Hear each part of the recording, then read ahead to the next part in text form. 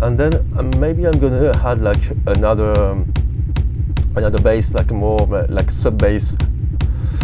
So for that I'm gonna use like one VST I use is called Dune. It's like super nice one.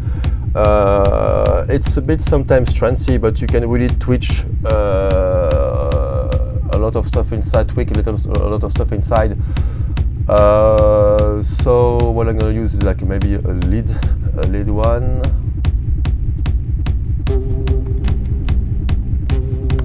Again, I'm gonna duplicate the sidechain effect in that, so it will use the same sidechain effect.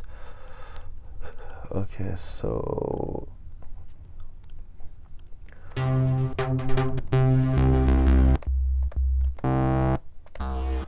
or maybe like a bass. I will use more the leads for the melodic elements from that.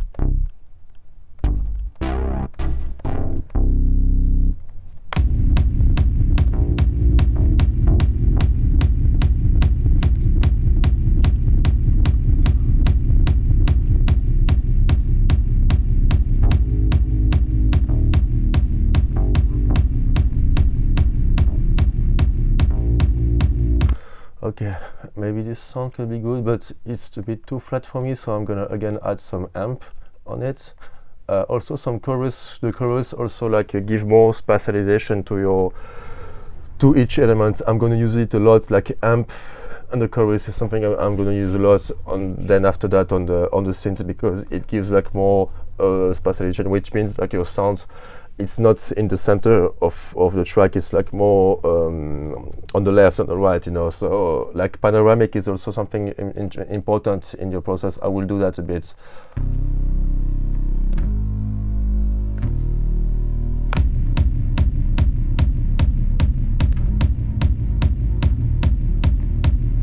But I think for this one there's too much sidechain, so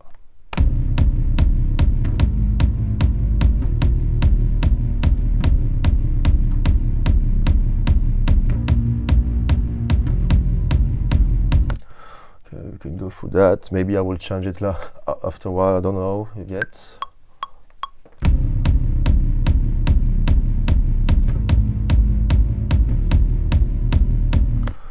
Okay, so basic melody stuff to start. Okay, so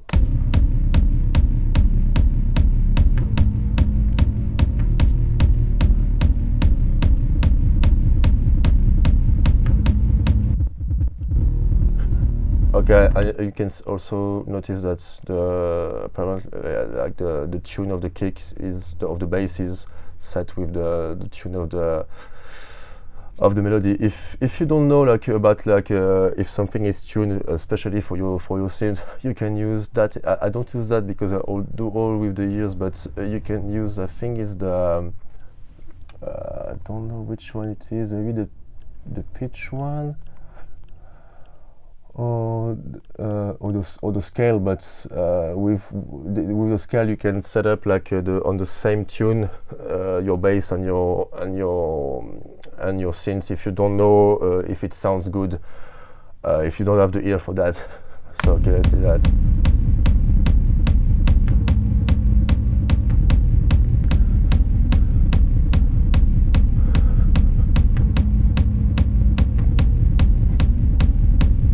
Okay, so I think it's a good skeleton for now.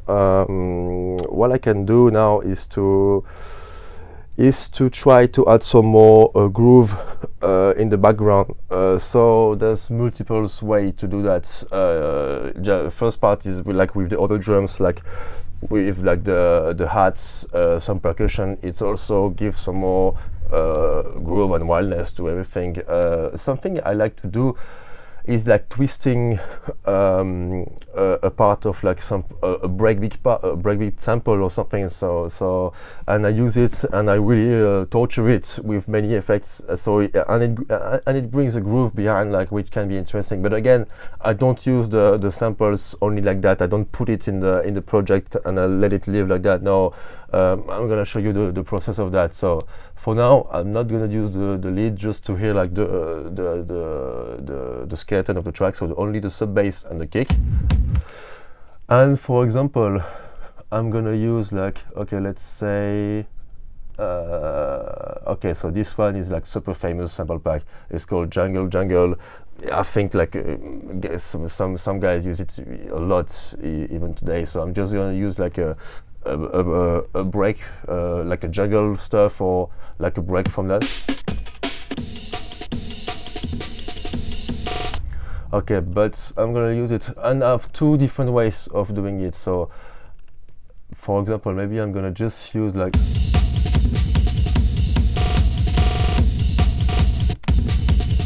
okay, so this one could be interesting, just this part. Okay, so you can see that everything is not really on the good timer. So for that, I'm gonna replace each part like that, so it's like really like sync with all those elements of the track. So.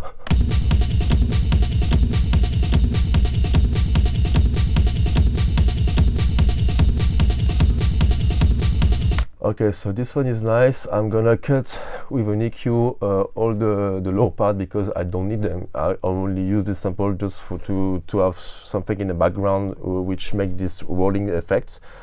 So like that, for example.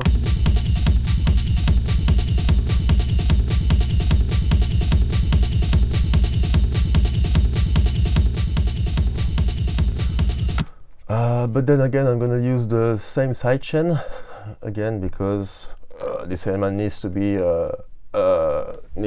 responding to the kick. So, but now I don't want to use the same sound as the sample, so I'm gonna torture it a bit. What I can do, what is nice to use is like the grain delay. The grain delay really changed the tone, and also it spatialized the sound from both sides. So interesting. So to sync it, you need to click on sync and put it on 1 microseconds, and then you can hear that.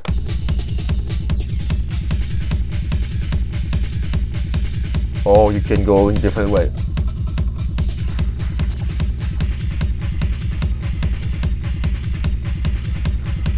Okay, this one is good. So also, you know, you have this rolling thing in the background, which gives some, again, more groove to the track. It's all about the groove. Like, okay, so this, I think maybe I can use like an overdrive or amp again.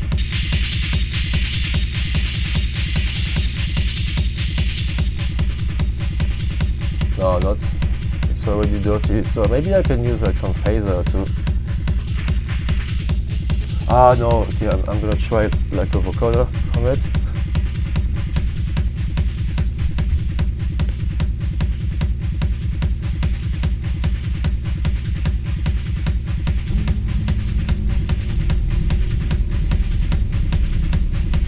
Okay, so this is the first way I could do that, but another way of doing it is like I'm gonna take the sample, I'm gonna use like slice to new MIDI track, and then I get the sample like deconstruct, so you have all the elements here like that. So it means that you can like really like create your own patterns from a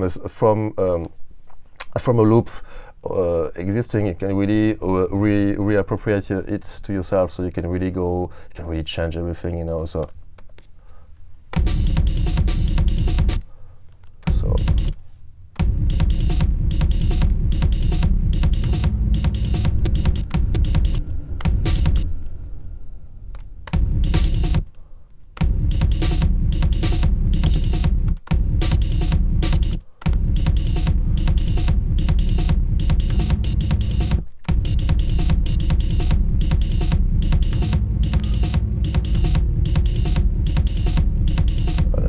using like the delay on the sidechain from it.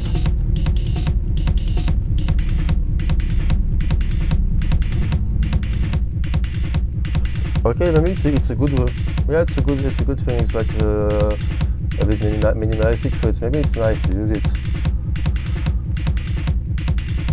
So what could be nice also on the part of the groove is like creating like with an auto filter something which sometimes gets more like hidden, and then reappear. So for that you can use like the frequencies and like use the amount. So it means like it's gonna make a cycle of reopening the auto filter and then closing it, which create like more like something more alive. You know, it's not like you know, it creates like more variations into it. Well, okay, it's nice like that.